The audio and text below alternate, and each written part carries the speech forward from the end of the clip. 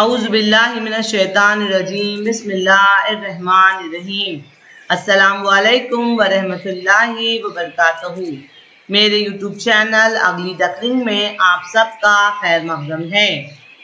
میں اپنا فن دکھاتا ہوں تو اپنا فن دکھا، میں اپنا فن دکھاتا ہوں تو اپنا فن دکھا، وتعز من تشاء وتذل من تشاء۔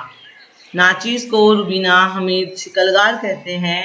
میں پچھلے 15 سال سے انجمن خیرالاسلام اردو ہائی اسکول ستارہ میں درس و تدریس کے فرائض انجام دے رہی ہوں۔ تو بچوں چلیے آج ہم آپ کی کتاب سے سبق نمبر 4 پڑھتے ہیں، سیاہ روشنی، جس کی مصنفہ ہیں پروین شیر۔ چلیے پہلی بات کی طرف نظر دوڑاتے ہیں۔ سفر کو وسیلہ ظفر بھی کہا گیا ہے، یعنی اس سے فتح و کامرانی حاصل ہوتی ہے۔ جب کوئی شخص اپنے ماحول کو چھوڑ کر دیگر مقامات کا سفر اختیار کرتا ہے تو اسے مختلف علاقوں، لوگوں اور زبانوں سے واقفیت حاصل ہوتی ہے۔ آب و ہوا، رہن سہن اور زندگی گزارنے کے مختلف طریقے اور تہذیب و تمدن کے فرق کو دیکھ کر اس کی فکر و نظر میں کشادگی پیدا ہوتی ہے۔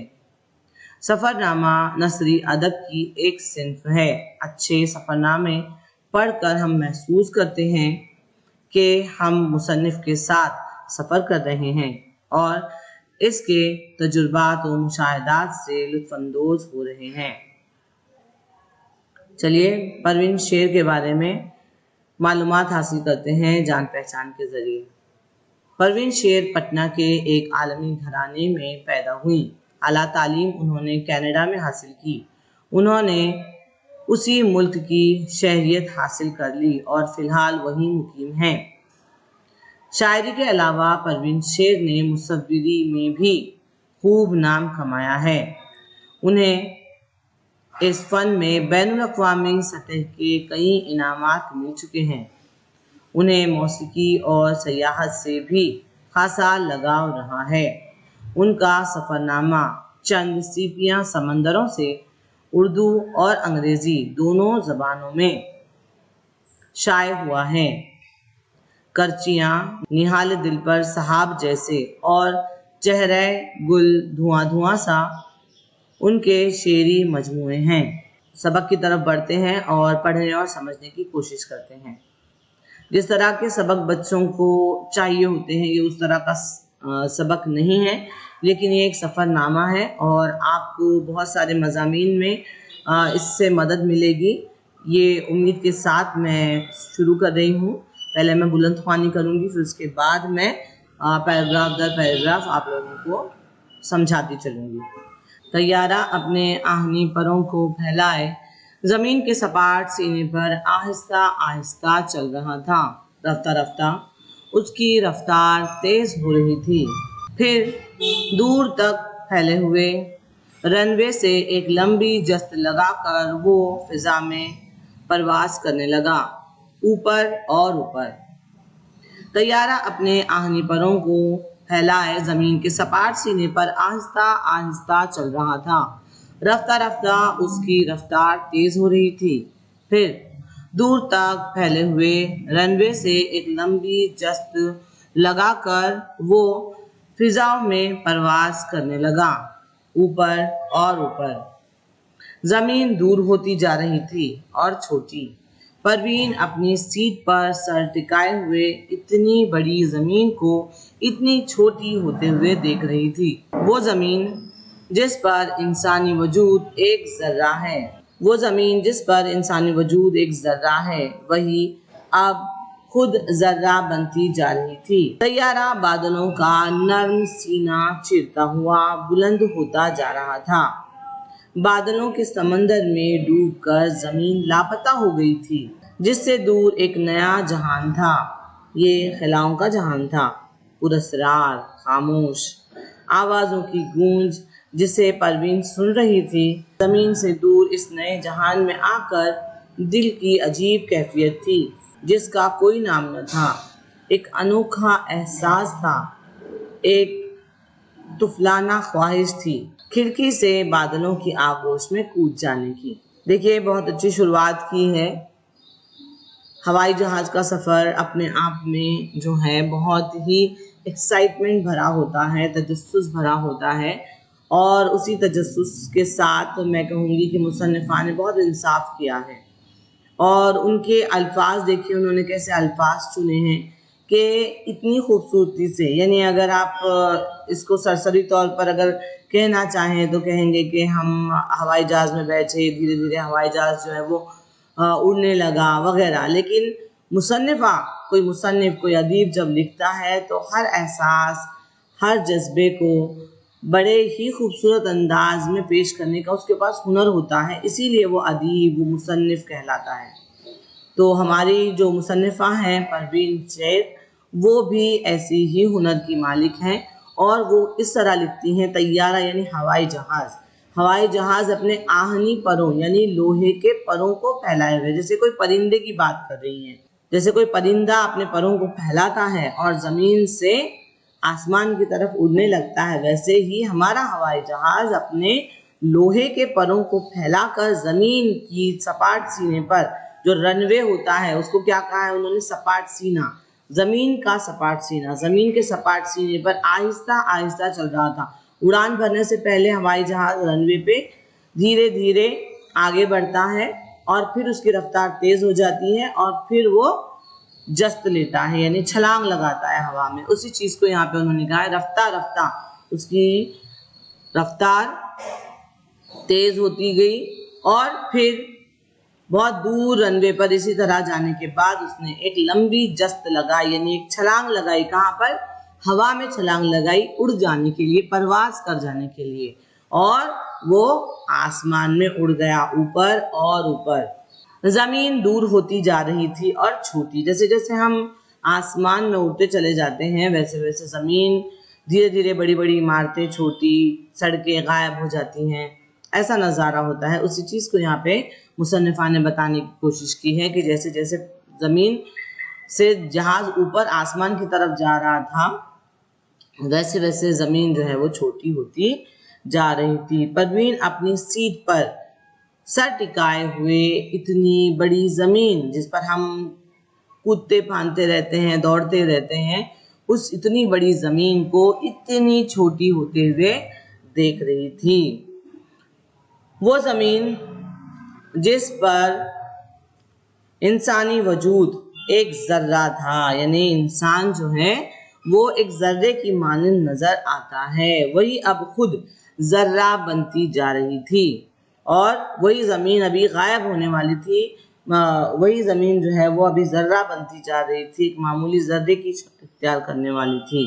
طیارہ یعنی ہوائی جہاز بادلوں کے نرم سینے کو چیرتا ہوا بلند ہوتا جا رہا تھا۔ بادلوں میں سے جیسے ہوائی جہاز پرواز کر رہا تھا تو اس کو مصنفہ نے اس طرح بیان کیا ہے کہ نرم سینے کو چیرتا ہوا ہوائی جہاز جو ہے وہ پرواز کر رہا تھا۔ بادلوں کے سمندر میں ڈوب کر زمین لاپتہ ہو گئی تھی۔ کتنا اچھا خیال ہے، کتنے اچھے طریقے سے مصنفہ نے بتایا ہے کہ بادلوں کے سمندر میں ڈوب کر زمین لاپتہ ہو گئی تھی، یعنی ہر طرف بادل ہی بادل تھے، اور ہمارا جہاز چونکہ اب بادلوں میں سفر کر رہا تھا، اس لیے کیا کہہ رہے ہیں مصنفہ کہ بادلوں کے سمندر میں زمین کہیں کھو گئی تھی، اور وہ جو جہان تھا، جو نیا جہان تھا، وہ بالکل الگ تھا، خلا کا جہان تھا، راز سے بھرا ہوا، پر اسرار یعنی راز سے بھرا ہوا، راز سے بھرے ہوئے خلا میں ہم سفر کر رہے تھے۔ خاموش آوازوں کی گونج جسے پروین سن رہی تھی، جو جب ہوائی جہاز سفر کرتا ہے تو سب طرف سناٹا چھا جاتا ہے، کیونکہ باہر ہوائی جہاز کے باہر بہت ساری آوازیں ہوتی ہیں، لیکن ہوائی جہاز جو ہے وہ پوری طرح سے پیک ہوتا ہے، اس لیے کوئی آواز سنائی نہیں دیتی، لیکن پھر بھی اس کو بھی مصنفہ نے کہا ہے کہ خاموش آوازوں کی گونج پروین سن رہی تھی، جو خاموشی شور مچا رہی تھی اسے مصنفہ سن رہی تھی۔ زمین سے دور اس نئے جہان میں آ کر دل کی عجیب کیفیت تھی، تھوڑی گھبراہٹ ہوتی ہے نا کہ زمین سے ہم اتنے اوپر آ گئے ہیں کہ زمین جس پہ ہم چلتے پھرتے ہیں، ہمارا گھر ہے، ہمارا دفتر ہے جہاں پر، اب ہم اس سے بہت دور آ گئے ہیں، یہ ایک بہت الگ ہی دنیا ہے، ٹھیک ہے، اور ایک ایسی کیفیت ہے کہ جس کا کوئی نام नहीं है। एक अनोखा एहसास था, एक अलग ही एहसास था जिसको नाम नहीं दिया जा सकता था।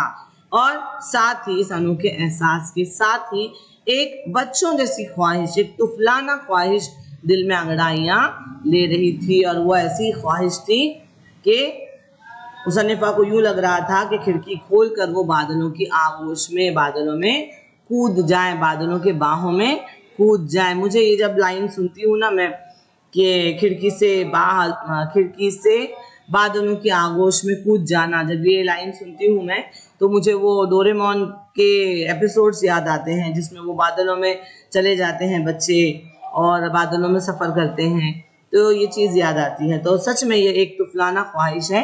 हर बच्चा जब बादलों को देखेगा तो वो ऐसे ही चाहेगा कि हम उसमें खेलें कूदें, उसमें भागे दौड़ें। ठीक है। जैसे जब ये मैं लाइन पैराग्राफ पढ़ रही थी तो मुझे एक लतीफ़ा याद आया इस लाइन के साथ में। वो ज़मीन जिस पर इंसानी वजूद एक ज़र्रा है, वही अब खुद ज़र्रा बनती जा रही थी। तो एक लतीफ़ा मुझे याद आया है, वो सुनाती हूँ आप लोगों को कि एक साहब रहते हैं जो पहली बार हवाई जहाज़ में सफ़र करते रहते हैं और अपनी सीट पर जाकर बैठने के बाद वो नीचे खिड़की से बाहर देखते हैं तो देखकर कहते हैं अपने दोस्त से, सुना था ऐसा और वो सच ही है, देखो ना इंसान चूटियों की तरह नजर आ रहे हैं। तो उनका दोस्त उनको बताता है कि बेटा ये चूटियां ही हैं, अभी तक हवाई जहाज में सफर नहीं शुरू किया है अपना, अभी तक हवाई जहाज जमीन पर ही है। चलिए अगले पैराग्राफ की तरफ बढ़ते हैं। आज वो तैयारे में उड़ रही थी और जमीन के उस हिस्से पर कदम रखने जा रही थी जिसे उसने सिर्फ तस्वीरों में देखा था, जहाँ की सच्ची कहानियां किताबों में पढ़ती थी, जहाँ का माजी इबरतनाक था, जहाँ इंसानों ने इंसानों पर जुल्म ढाए थे, जहाँ इंसानियत मुंह छिपाए सिसक रही थी और बर्बरियत मुस्कुरा रही थी। परवीन ख्यालात के समंदर में गोते लगा रही थी, डूब रही थी, उभर रही थी।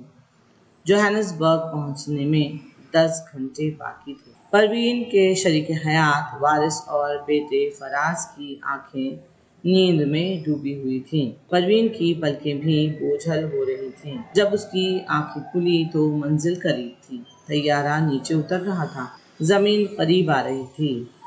लकीरों पर रेंगती चींटियां बड़ी बड़ी गाड़ियां बन रही थीं।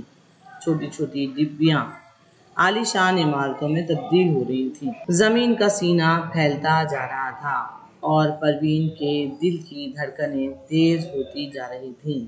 वो उस सरजमीन पर कदम रखने वाली थी जहाँ की मिट्टी के जर्रे जर्रे में माजी की दुख भरी कहानियां हैं।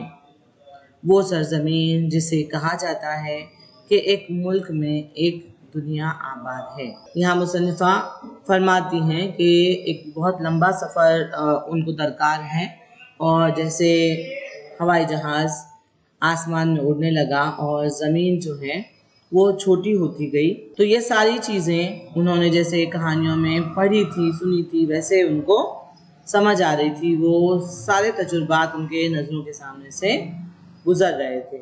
अब यहाँ पे आगे मज़ीद आपको फरमाती हैं जहाज़ से उतरने के बाद वो जिस सरजमीन पर पैर रखने वाली हैं और वहाँ के बारे में उन्होंने आपको थोड़ा सा बताने की कोशिश की है। आज वो तैयारे में उड़ रही थी तो हवाई जहाज़ का सफ़र कैसे होता है वगैरह, ये सारी चीज़ें उन्होंने आपके साथ में बांटने की कोशिश की है। आज वो हवाई जहाज़ में उड़ रही थी और उस सरजमीन पर कदम रखने जा रही थी जहाँ की तस्वीरों को उन्होंने देखा था, उसके बारे में कई सच्ची कहानियाँ किताबों में पढ़ी थी और ये पढ़ा था कि माजी बहुत इबरतनाक रहा है वहाँ का। वहाँ जो है लोग बहुत गरीबी और मुफलिसी में और जो इंसान की जो ज़रूरियात होती हैं, अहम इंसानी ज़रूरियात से भी महरूम लोग हैं वहाँ पर, ये वो पढ़ रही थी। और ये भी उन्होंने पढ़ा था कि वहाँ पे इंसान ही इंसान पर जुल्म ढा रहा है, जहाँ इंसानियत मुंह छिपाए सिसक रही थी, यानी इंसानियत ने दम तोड़ दिया था और जुल्म ज़्यादती जो है वो मुस्कुरा रही थी। वो दहशत का नंगा नाच जहाँ पर देखने को मिलता था। परवीन ख्यालात के समंदर में गोते लगा रही थी, यानी मुसन्निफा यही सोच रही थी کہ کیسا تجربہ ہوگا میرا، میں وہاں پر جا رہی ہوں جہاں یعنی ہم اکثر گھومنے پھرنے کے لیے کسی سازگار حالات والی جگہ پر جاتے ہیں جو قدرتی طور پر مالا مال ہو، جو قدرتی طور پر مالا مال ہو، ایسی جگہ پر جانا پسند کرتے ہیں جہاں پہ جھیل، جھرنے، تالاب ہوں، کھیت ہوں، ہریالی ہو، ہے نا. ہم انجوائے کرنے کے لیے جاتے ہیں، ہم اپنا وقت جو ہے وہ اچھے سے بتانے کے لیے جاتے ہیں. لیکن یہاں پر جو سفر مصنفہ نے اختیار کیا ہے اور جس سرزمین کو انہوں نے چنا ہے اپنے سفر کے لیے اور وہاں جانا ہے انہیں اور وہ دیکھنا ہے، جس کے بارے میں ان کے پہلے ہی دل میں بہت ہی ناگوار سے تاثرات ہیں جو انہوں نے سنا ہے اس کے بارے میں. تو اسی لیے یہاں پہ مصنفہ کہہ رہی ہیں کہ دل و دماغ جو ہے وہ عجیب خیالات کے سمندر میں غوطے لگا رہا تھا. یعنی اچھے اور برے خیالات آ رہے تھے. برے خیالات یہ کہ جو ظلم و ستم کے بارے میں انہوں نے سنا تھا، اچھا یہ کہ اس سے کچھ بہتر میرے سفر کرنے کے بعد وہاں پہ کچھ حالات سازگار ہوں گے، کچھ میں ان سے سیکھوں گی، کوئی میں ان کے حالات میں تھوڑی سی مسکراہٹ لانے کی کوشش کر سکوں گی. ایسے وہ سوچ کر تو اس طرح ملے جلے تاثرات لے کر مصنفہ جو ہے سفر کر رہی تھی. تو یہاں پہ بہت اچھے سے انہوں نے کہا ہے کہ خیالات کے سمندر میں غوطے لگا رہی تھی، ڈوب رہی تھی، ابھر رہی تھی. ڈوبنا اور ابھرنا دونوں تضاد لفظ ہیں. اور ڈوبنے کا مطلب ہوتا ہے کہ جب ہم نا امید ہو جاتے ہیں کسی بات کا خیال کر کے کہ ایسے کیسے ہو سکتا ہے، کوئی انسان کسی انسان پہ اس طرح ظلم کیسے کر سکتا ہے، کوئی کسی کی حق تلفی کیسے کر سکتا ہے. اور ابھر رہی تھی یہ سوچ کر کہ ایک امید ہوتی ہے انسان کو، جب اللہ تعالیٰ پہ یقین ہوتا ہے اور اللہ تعالیٰ کا نام لینے والا شخص ہے، وہ ہزار مایوسی میں بھی ایک امید اس کے دل میں ہوتی ہے کہ حالات اس سے بہتر ہوں گے. تو وہی چیز یہاں پہ، وہی تاثرات، تھوڑی سی گھبراہٹ، تھوڑا سا اچھے خیالات سے ملے جلے تاثرات میں مصنفہ سفر کر رہی ہیں. جوہانسبرگ پہنچنے میں ابھی 10 گھنٹے باقی تھے اور مصنفہ کے شوہر، شریک حیات یعنی شوہر، اور ان کے بیٹے دونوں بھی سو رہے تھے. مصنفہ بھی، ان کی بھی پلکیں تھوڑی بھاری ہو رہی تھی. اور آگے وہ لکھتی ہیں کہ جب میری آنکھ کھلی تو میں نے دیکھا کہ میں منزل کے کافی قریب ہوں اور ہوائی جہاز یعنی طیارہ جو ہے وہ ابھی زمین کو چھونے ہی والا ہے. آسمان سے زمین کی طرف جاتا ہے وہ جو نظارہ ہوتا ہے وہ دیکھیے کیسے بیان کیا ہے کہ زمین قریب آ رہی تھی اور جو لکیروں پر رینگتی ہوئی چیٹیاں ہیں وہ بڑی بڑی گاڑیاں بن رہی تھی، چھوٹی چھوٹی ڈبیاں عالیشان عمارتوں میں تبدیل ہو رہی تھی. تو کتنا اچھا ہے اس طرح کے جو الفاظ ہیں، اس طرح کا جو جملے ہیں وہ آپ کو مضمون نویسی میں بہت کام آتے ہیں. تو جب آپ مضمون نویسی لکھتے ہیں تو اس طرح کے چیزوں کو، اس طرح کے فکروں کو آپ کو یاد رکھنا چاہیے تاکہ آپ کا مضمون بھی جو ہے وہ پائیدار بنے، اچھا بنے. ٹھیک ہے، اچھا بن کر آئے سامنے. زمین کا سینہ پھیلتا جا رہا تھا. جیسے ابھی میں نے یہ جب الاؤڈ ریڈنگ کر رہی تھی، بلند خوانی کر رہی تھی، تو میں نے جب یہ جملہ پڑھا تو مجھے خیال آیا کہ آج کل ہم جو ہے زوم کر کے دیکھتے ہیں، ہے نا، موبائل میں ہر چیز کو زوم کر کے دیکھتے ہیں جس کو ہم کو غور سے اور ڈیٹیل میں دیکھنا ہوتا ہے.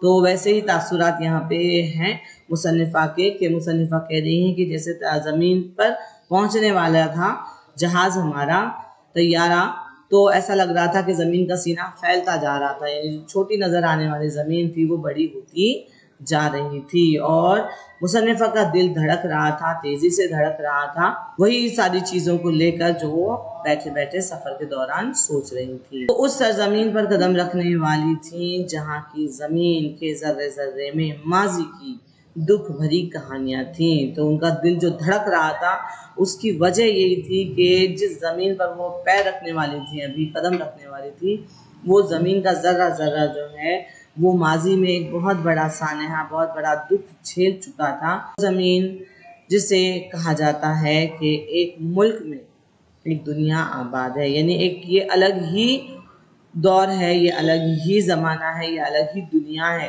ایسی سرزمین پر، ایسے ملک کی سرزمین پر مصنفہ قدم رکھنے جا رہی تھی. چلیے اگلے پیراگراف کی طرف بڑھتے ہیں. طیارے نے زمین کو چھو لیا تھا. صبح کا سورج اپنی نرم کرنوں کی چادر جوہانسبرگ پر پھیلائے ہوئے تھا. آج پروین کے قدم اس سرزمین پر تھے جہاں کتنی ہی یادوں کی بازگشت تھی۔ وہ خیالوں میں گم، تجسس اور حیرانی میں ڈوبی ہوئی تھی کہ اچانک ایک منحنی سا آدمی، ایک جھنڈی جس پر شیر فیملی درج تھا، لہراتا نظر آیا۔ فراز اس کی طرف بڑھا اور اس شخص نے خوش آمدید کہہ کر اپنا تعارف کرایا۔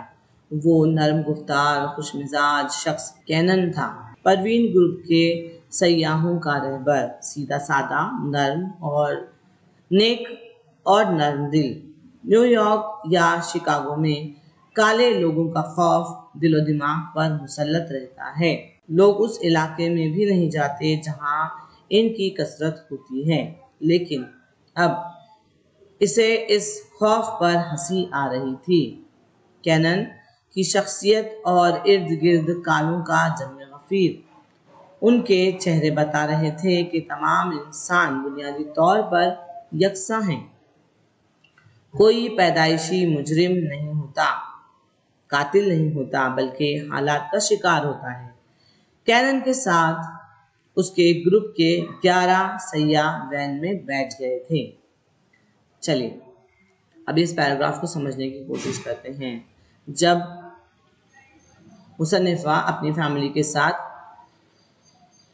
سفر کر رہی تھی، جوہانسبرگ کی طرف جانا تھا انہیں، اور طیارہ جو ہے وہ اب لینڈ کر چکا تھا، یعنی ہوائی جہاز ابھی زمین پر آ چکا تھا، اور وہ موسم بتا رہی ہیں ہم کو کہ وہاں کا موسم کیسا تھا۔ صبح کا وقت تھا اور سورج کی کرنیں نرم یعنی صبح کا جلدی کا وقت ہے، 8 بجے سے پہلے کا جو وقت ہوتا ہے جب دھوپ تیز نہیں ہوتی، ایسے وقت میں تو صبح کا وقت ہے، اور نرم سورج کی کرنیں جو ہیں وہ جوہانسبرگ کو چھو رہی تھی، اس کو محسوس کر رہی تھی، جوہانسبرگ کی سرزمین کو۔ آج پروین کے قدم اس سرزمین پر تھے جہاں کتنی ہی یادوں کی بازگشت تھی۔ یادوں کو مصنفہ نے یادوں کی بازگشت کہا ہے کہ بار بار جو آوازیں لوٹ کر آتی ہیں اسے بازگشت کہتے ہیں۔ تو مصنفہ یہاں پہ کہہ رہی ہے کہ بار بار جس چیز کی یاد بازگشت بن کے آتی تھی، جس سرزمین کی یاد مجھے بار بار آتی تھی، اس سرزمین پر آج میں پاؤں رکھنے والی ہوں۔ وہ خیالوں میں گم جو ایک انجان سرزمین پر، اور اگر اس کے بارے میں بہت اچھا نہیں سنا ہے ہم نے، ایسی سرزمین پر پاؤں رکھتے وقت ہم کو بہت گھبراہٹ ہوتی ہے، بہت ڈر لگتا ہے ہم کو۔ ویسے ہی تاثرات یہاں پہ مصنفہ کے ہیں، اور ایسے ہی خیالات کے ساتھ، ایسی گھبراہٹ اور حیرانی کے ساتھ، تجسس کے ساتھ جب محترمہ نے اس سرزمین پر پاؤں رکھا تو ان کا سامنا ایک بڑے ہی دبلے پتلے سے معمولی سے انسان سے ہوا، جس کے ہاتھ میں شیر فیملی کے نام کی جھنڈی تھی، جو مصنفہ کے لیے اور مصنفہ کی فیملی کو ہی ریسیو کرنے کے لیے آیا تھا۔ ان کے شوہر اس شخص کی طرف بڑھے اور اس شخص نے انہیں خوش آمدید کہا اور اپنا تعارف کرایا۔ مصنفہ نے اس کا خلیہ بیان کیا ہے۔ کینن نام تھا اس کا، جو نرم گفتار تھا، یعنی بات چیت بہت ہی نرم مزاجی سے کر رہا تھا، بہت ہی مسکرا کر اس نے ان کا خیر مقدم کیا تھا، اور یہ شخص جو ہے وہ ان کا گائیڈ تھا، ان کا رہبر تھا، سیدھا سادہ، نیک اور نرم دل۔ ٹھیک ہے، یعنی ایک ہی نظر میں جب ہم دیکھتے ہیں کسی کو تو ہم اندازہ لگا سکتے ہیں کہ یہ شخص جو ہے وہ کیسا ہے۔ تو وہی اندازہ یہاں پہ مصنفہ نے لگایا ہے، اور ساتھ ہی آگے آپ کو بتا رہی ہیں کہ جو ان کے ڈر کی، گھبراہٹ کی وجہ تھی وہ کیا تھی۔ نیو یارک یا شکاگو میں کالے لوگوں کو بہت ڈر لگتا ہے، بہت خوف لگتا ہے، کیونکہ حد سے زیادہ غریبی کی وجہ سے یہ لوگ جو ہے وہ چوری چکاری کرتے ہیں، خون، ڈاکہ، یہ ساری چیزیں کرتے ہیں اپنی ضروریات کو پورا کرنے کے لیے۔ تو لوگ جو ہیں ایسے علاقے میں جاتے نہیں ہیں جہاں پر کالے لوگ نظر آتے ہیں یا حبشی نظر آتے ہیں، ایسی جگہ پر لوگ جانا بھی پسند نہیں کرتے۔ لیکن جو شخص ابھی ان کے سامنے تھا، جس کے لیے مصنفہ نے ابھی کہا کہ وہ نرم گفتار ہے، خوش مزاج ہے، سیدھا سادہ ہے، نیک اور نرم دل ہے، اسے دیکھ کر مصنفہ کو اپنے خوف پر ہنسی آ رہی تھی۔ ٹھیک ہے، کیونکہ وہ شخص نے ان کے بارے میں، دیکھو خوف کیسے ختم ہو جاتا ہے ایک پل میں۔ अगर हम सामने जो नज़र आ रहा है उसको हम वैसे ही कबूल कर लेते हैं, हम शक नहीं करते, हम शुबा नहीं करते जो हमारी आंखें देख रही हैं। मुसन्निफा ने अब तक जो कुछ भी सुना था उसके तहत, जुल्म और ज़्यादती की जो कहानियाँ सुनी थी उसके तहत उनके जहन पे खौफ तारी था कि हम जहाँ जा रहे हैं वहाँ के हालात साजगार नहीं हैं, वहाँ पे बहुत अच्छे वाक़यात होते हुए सुनाई नहीं देते हैं, ठीक है। लेकिन जैसे उन्होंने कैनन को देखा तो उनका ये सारा खौफ जाता रहा। कैनन की शख्सियत और इर्द गिर्द जो काले लोगों का जम्मे गफीर था, यानी बहुत सारी तादाद में जो काले लोग उनके आसपास उनको नज़र आ रहे थे, उनके चेहरे बता रहे थे कि तमाम इंसान बुनियादी तौर पर यकसा हैं, यानी एक ही नज़र में उस शख्स के किरदार में देखो कैसी तासीर होंगी कि मुसन्निफा जो है एक ही नज़र में उनको पहचान भी गई और रिलैक्स भी हो गई, ठीक है। और सिर्फ उस शख्स के लिए नहीं बल्कि सभी काले लोगों के लिए वो अभी वैसे घबराहट वाले उनके तासुरात नहीं थे, घबराहट वाली उनकी एहसासात ख़त्म हो गए थे सारे। तो वो बता रही हैं कि ये सारी चीज़ें मुझे ये बता रही हैं, बताने की कोशिश कर रही हैं कि बुनियादी तौर पर सभी इंसान एक जैसे होते हैं, कोई भी पैदाइशी मुजरिम नहीं होता, कातिल नहीं होता, बल्कि हालात का शिकार होता है। जैसे मैंने अभी आप लोगों को बताया कि जिस इलाके में काले लोग रहते हैं, ज़्यादा पाए जाते हैं, वहाँ लोग जाना पसंद नहीं करते क्योंकि वो लोग उनको लूट लेते हैं और थोड़ी सी रकम के लिए मार डालते हैं। तो ऐसा इसलिए, जैसे अब मैंने आपको बताया कि हद से ज़्यादा गुर्बत का वो शिकार हो रहे हैं और उनको कोई नौकरी भी नहीं देता, उनके साथ में भेदभाव किया जाता है, तो फिर वो अपने हाथ पांव मार कर भी कुछ नहीं कर सकते, इसलिए उन्होंने ये रास्ता इख्तियार किया। चलिए, तो अब जब उन्होंने कैनन को देखा, वो उस सरजमीन पर हैं, जोहानिसबर्ग के हवाई अड्डे पर हैं, वो उस शख्स ने आके उनको खुशामदीद किया और उस शख्स को देखकर उनका सारा खौफ और उसके इर्द गिर्द काले लोगों का हुजूम देखकर उनका सारा खौफ जाता रहा। कैनन के साथ उसके ग्रुप के 11 सैयाह वैन में बैठ गए और कैनन जो उनका रहबर था, जो उनका गाइड था, उनके साथ 11 लोगों के साथ वो शेर फैमिली भी एक वैन में बैठ गए। मैं उम्मीद करती हूँ कि अब तक का ये सबक और इसका वीडियो आपको समझ आया होगा और आप इसके सवाल जवाब वगैरह करने में कोई परेशानी नहीं होगी आप लोगों को। मैं इसका दूसरा पार्ट लेकर जल्दी आप लोगों के सामने आती हूँ। बहुत बड़ा है, एक्सप्लेनेशन में वक्त चला जाता है, इसलिए मैंने इसको 2 हिस्सों में किया है। तो अगले वीडियो का इंतज़ार कीजिए, तब तक इस वीडियो को देखिए। और 9वीं जमात के बच्चों को, मैं अपनी स्कूल के बच्चों को भी कहती हूँ कि हर एक सबक, हर एक नज़म को आप कम से कम 3 बार पढ़िए, बुलंद ख्वानी कीजिए आप लोग, तो आपको हर एक चीज़, नए नए लफ्ज़ों के मायने और जो आवाज़ का उतार चढ़ाव है वो, और जो तासुरात, जो जज्बात मुसन्निफ ने डालने की कोशिश की है किसी भी सबक में, वो आपको सब याद हो जाएगा, इनडायरेक्टली याद हो जाएगा। ऐसे आप बैठकर याद करते हैं, कैनन के किरदार के बारे में बताइए, नरम गुफ्तार, खुश मिजाज, सीधा साधा, नेक, नरम दिल, ऐसे आप याद करते हैं। तो रट्टू तोता मत बनिए, आप बार बार पढ़िए, बहुत इत्मीनान से पढ़िए, बगैर किसी बोझ के साथ पढ़िए, इसका हमको इम्तिहान देना है, ये करना है, ऐसे मत पढ़िए। 1 बार पढ़िए, 2 बार पढ़िए। अगर आपको अकेले पढ़ने में बोरियत होती है तो आप किसी और को सुनाइए, आपकी अम्मी को सुनाइए, आपके बड़े भाई बहन, छोटे भाई बहनों को सुनाइए, बुलंद ख्वानी में सुनाइए, कहानी की तरह शुरू कीजिए, ख़त्म कीजिए। 3 बार एक सबक को पढ़ना कोई बहुत बड़ा पहाड़ सर करने जैसी बात नहीं है, ठीक है। मैं उम्मीद करती हूँ कि आपको मेरी सलाह समझ आएगी और आप इस पे काम करेंगे और आपको इससे फ़ायदा ज़रूर होगा, बिल्कुल फ़ायदा होगा। चलिए, अपना ख्याल रखिए, मेरे वीडियोस को इसी तरह देखते रहिए, खूब पढ़िए, खूब बढ़िए, खूब मेहनत कीजिए। मेरे साथ बने रहने के लिए, मेरा वीडियो अब तक देखने के लिए बहुत बहुत शुक्रिया।